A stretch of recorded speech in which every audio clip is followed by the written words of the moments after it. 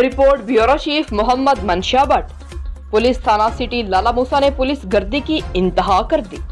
Corona SOPs के नाम पर बर्गर फरोश को डराया धमकाया और जबरदस्ती गाड़ी में बिठाने की कोशिश।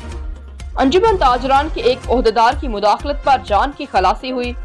गुज़िश्ता रोज लाला मूसा के मशहूर मारूफ तजारती मराकज चांदनी चौक और गोरमे बेकरी के दरमियान सड़क पर एक गरीब बर्गर फरोश जिसने KFC के नाम पर एक रेडी बना रखी है, हस्बे साबिक अपनी रेडी पर काम में मसरूफ बर्गर फरोश पर अचानक थाना सिटी का हमला बमा गाड़ी के आकर उसे कोरोना SOPs के नाम पर फौरी तौर पर काम को बंद करने का कहते हुए उसको डराना धमकाना शुरू कर दिया।